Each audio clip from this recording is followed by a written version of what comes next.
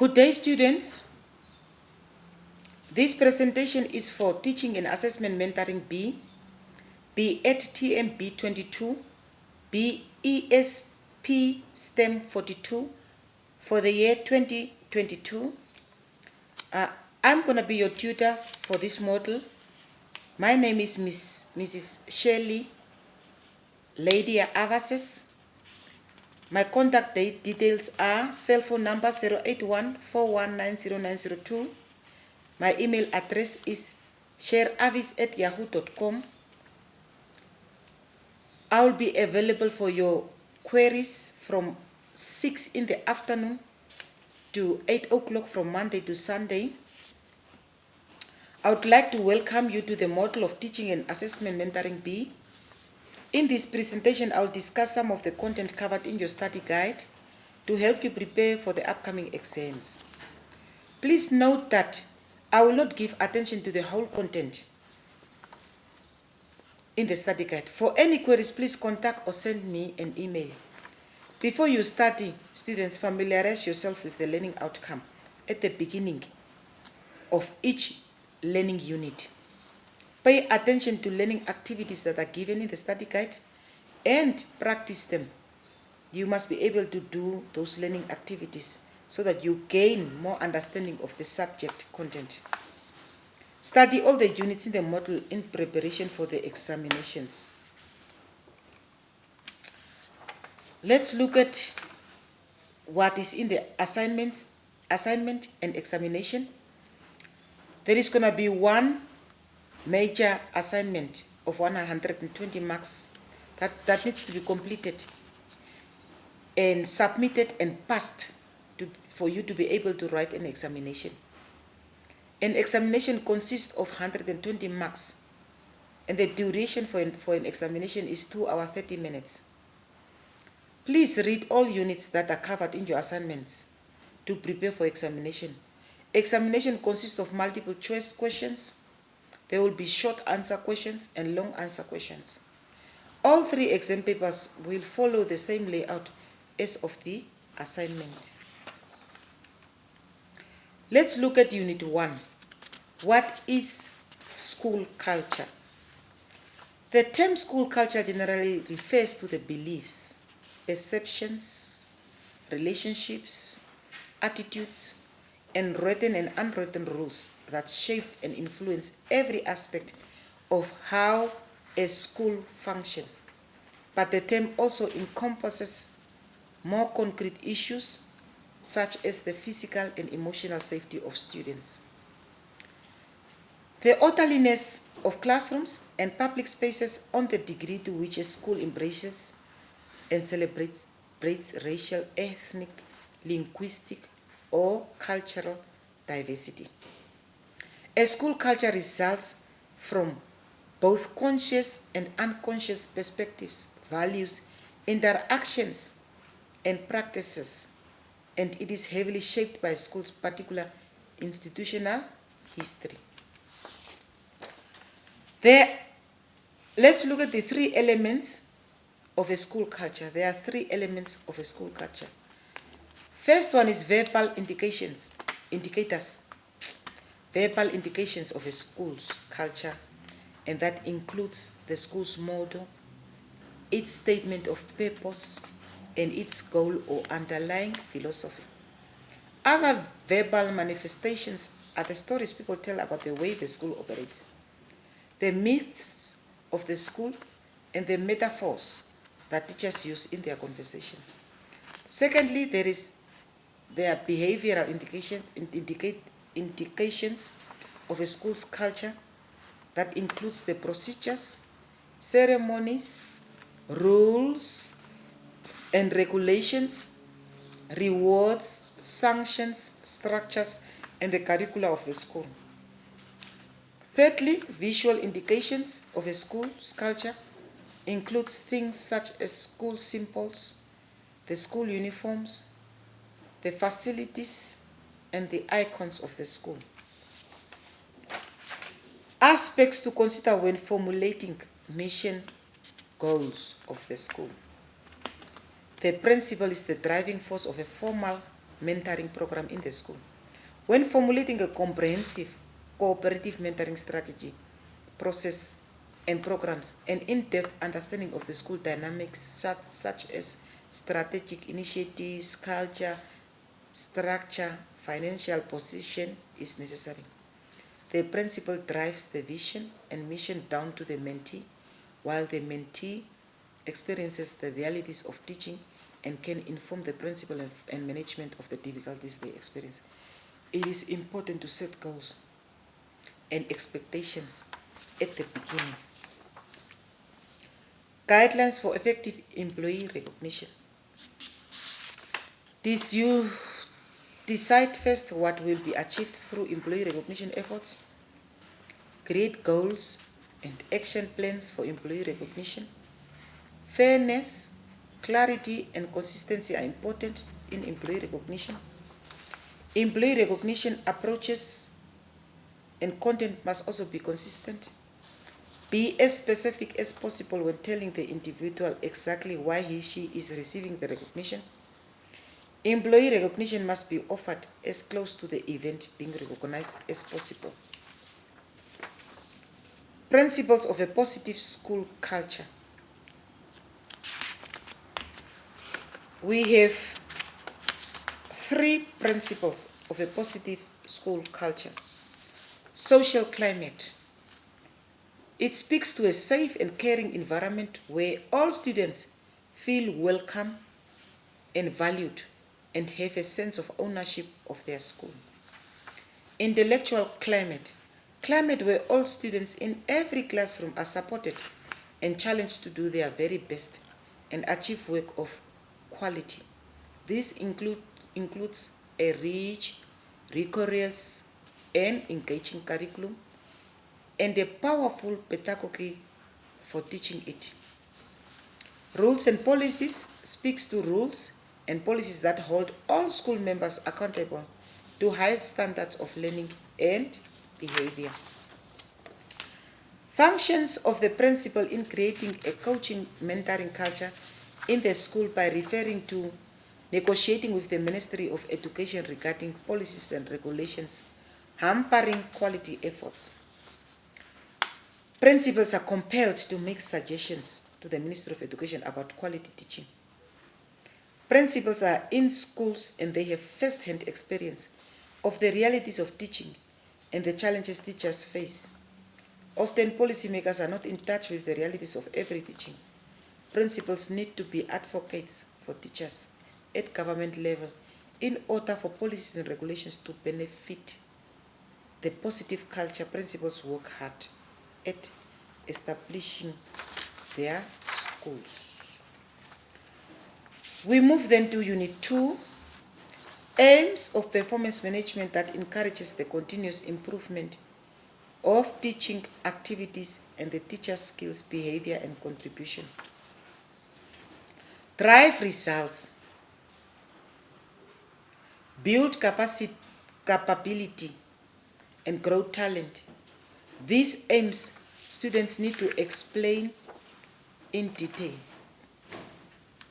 Purpose of mentoring involves face-to-face guidance and instruction, is meant to improve job effectiveness and efficiency, is based on the supervisor's knowledge or developmental opportunities that he or she can provide, ensures close attention to individual employee needs, occurs on an ongoing basis rather than infrequent occasions. Idea of performance management in general. Performance management is a holistic process of people management in which the primary objective is the establishment of culture. Performance management is about maximizing individuals and team performance to achieve a motivated workforce, resulting in the highest quality output. Performance management is a tool for school improvement. Performance management is a strategic and integrated approach to delivering success results in organizations by improving the performance and developing the capabilities of teams and individuals. It starts also with the joining of a new teacher in a system and ends when an employee finally leaves, when the employee finally leaves the school.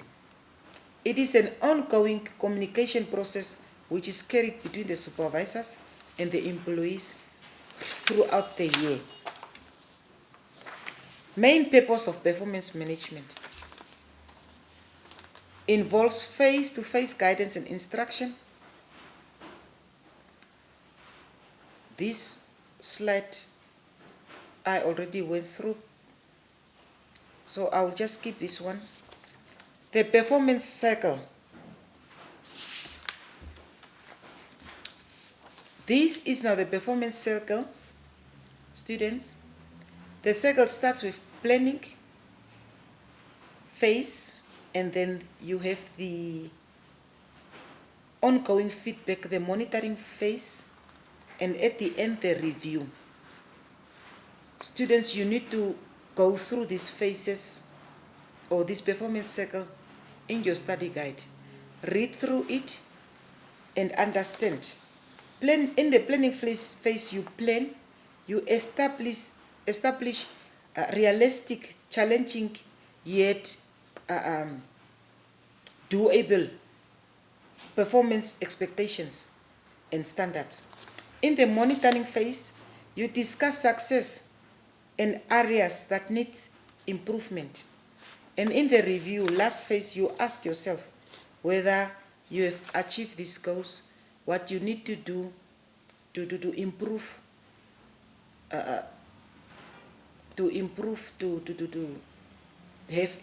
to have good results. When can we provide performance feedback?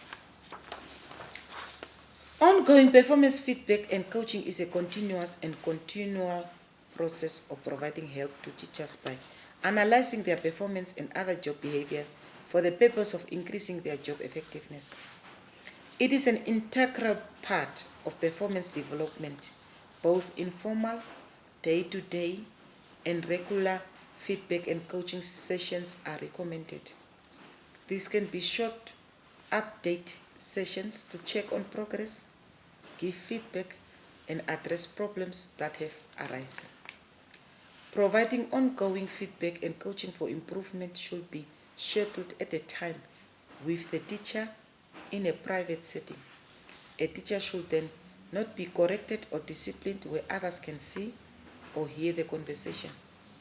When reinforcing positive behavior, a public setting may be appropriate and appreciated. Let's look at the 8 common reasons why people resist performance management.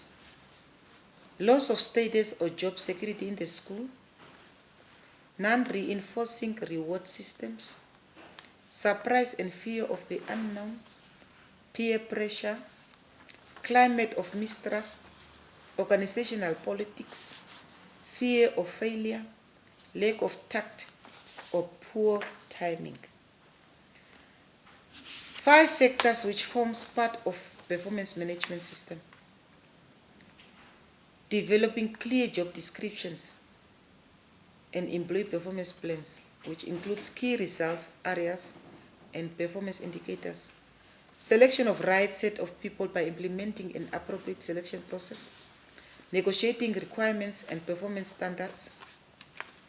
Providing continuous coaching and feedback during the period of delivery of performance.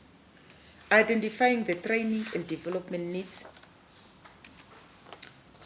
Qualities that have been identified in successful mentees. Genuine interest in professional and personal growth. Developing a sense of self, a personal vision. Open and receptive to feedback. Coaching. Commitment to learning, willing to take risks, self-management skills, desire for self-fulfillment. Reasons why teachers perform poorly. The teacher does not know what is expected. One very, very important reason is that the teacher does not know what is expected. The teacher does not know how he or she is performing. Why? Because the teacher is not reflecting. Teachers should reflect on their teaching so that they can improve their performance. The teacher cannot do the job because he or she does not know how to. The teacher lacks organizational support and help from the supervisor. The supervisor and the teacher have developed a poor working relationship. Importance of mentorship in day-to-day living. Mentors help improve a young person's self-esteem. Mentors young person's self-esteem. Mentors also help improve novice teachers' self-esteem. Mentors provide support for students trying new behaviors. Youth who meet regularly with their mentors are 46% less likely than their peers to start using illegal drugs and 27% less likely to start drinking. About 40% of a teenager's waking hours are spent without companionship or supervision. Mentors provide teens with a valuable place to spend free time. Mentors teach young people how to relate well to all kinds of people and help them strengthen communication skills.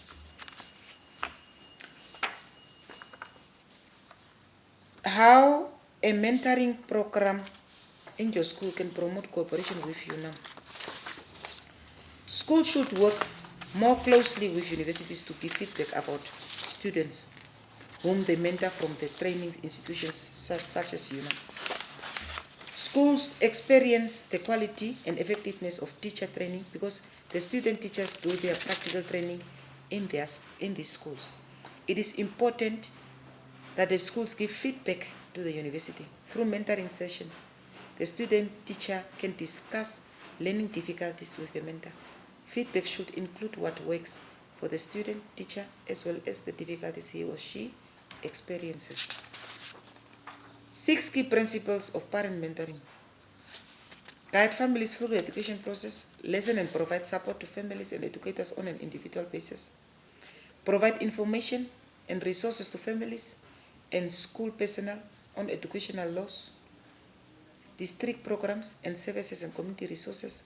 Make it possible to attend individualized education program meetings and other meetings at parent or staff request.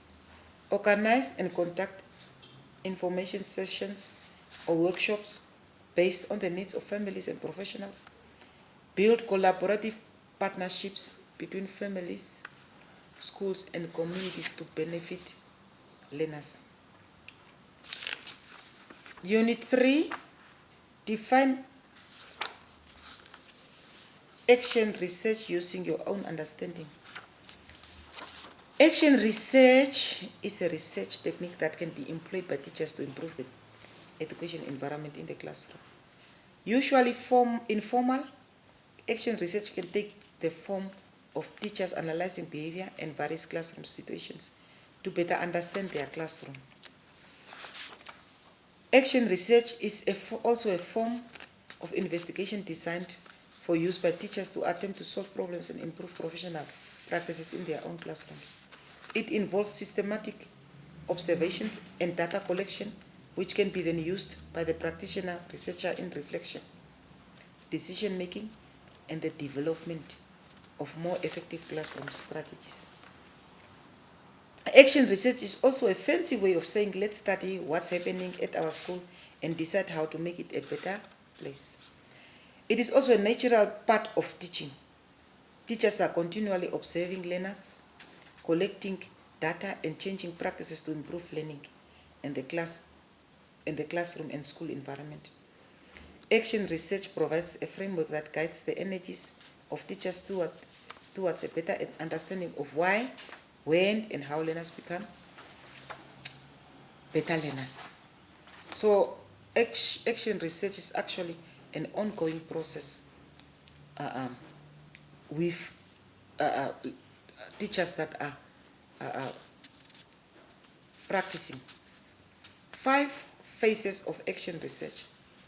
Select an area of interest. This focus on learners look at immediate and cumulative effects. Collect data. Collect existing data. Use additional data sources. Use additional data sources. Collect data regularly. Promote collective ownership of data. Monitor data collection. Organize data. Count instances, events, artifacts. Display data in tables and charts. Arrange data by classroom, grade level, organize data. Analyze and interpret data. Analyze and question the data. Here, decide what can be celebrated and what needs attention. Study literature for help. Determine priority areas for action. And then you take action at the end. Select options for action. Set short and long-term plans. Implement some actions immediately. Assess implementation. Repeat and assess effects. Unit 4, impact of mentoring on a new teacher. And increasing their confidence levels to be a more effective mentor and teacher. Feeling more confident about their own ability to effectively teaching. Feeling more acknowledgeable about classroom management issues. Feeling more confident about classroom management issues, in particular maintaining an orderly and positive classroom climate and engaging students. Feeling more attempt to actively plan for instruction.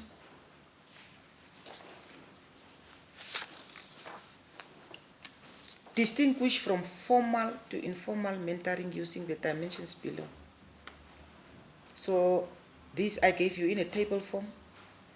The dimensions are intensity, visibility, focus, durations. So you need to distinguish from formal to informal mentoring. Needs to be kept in mind when developing and implementing a mentoring program. Is the program, you need to ask yourself questions such as, is the program meeting its objectives? Is it functioning as it should?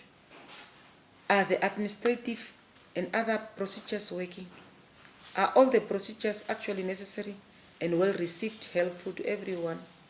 To what extent are the relationships working? In what way is the program affecting those not directly involved? Are mentors having difficulty with any issues?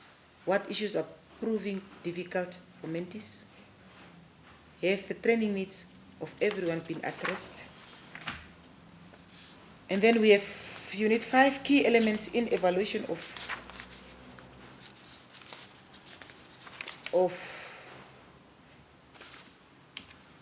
evaluation of a teacher induction program. Key elements in the evaluation of teacher induction program.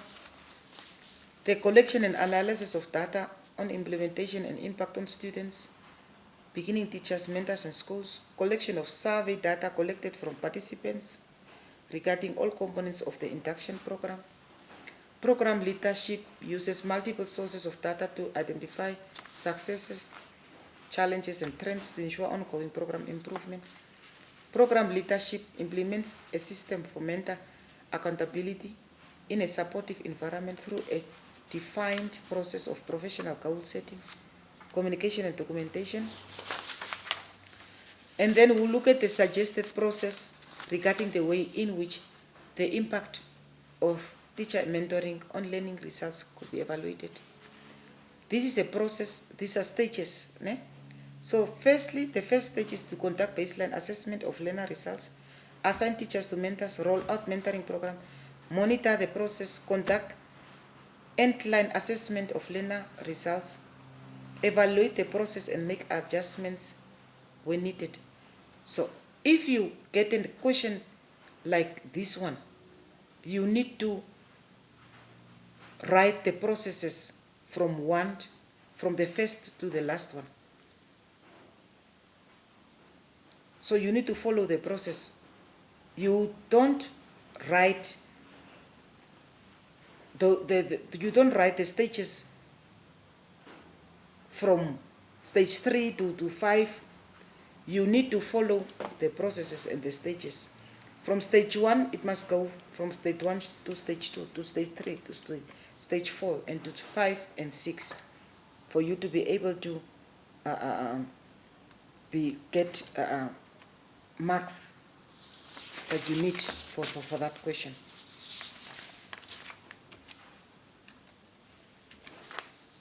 A key part of the program assessment and evaluation is a STEM for assessment accountability. Following questions can be addressed by the program leaders.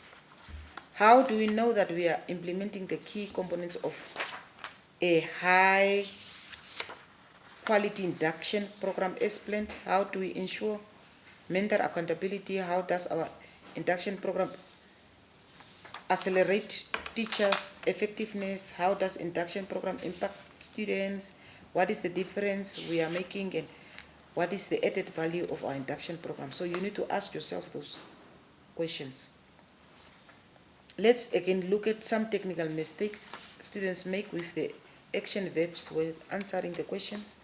We have descriptive knowledge, which is knowing knowledge of fact, embodied concepts, principles, ideas, schemas, and theories, indicative or explanatory knowledge. Some examples of verbs that may require that you give descriptive responses are list, name, mention, define. It is always advisable that even if being descriptive, you try by all means to use your own words. That is how you demonstrate understanding and assimilation of acquired knowledge. Some practical examples of questions that may require you to give descriptive responses.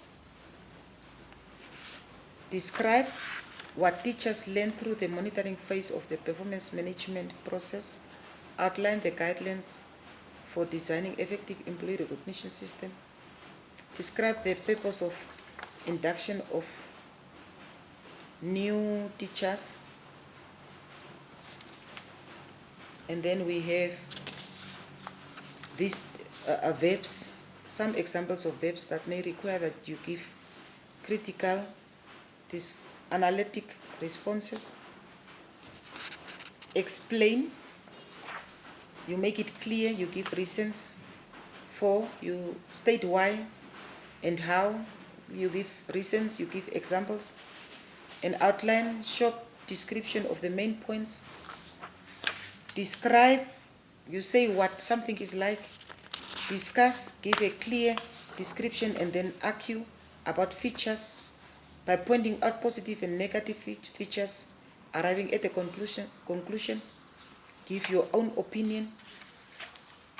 Analyze, assess, and then and the last one is summarize.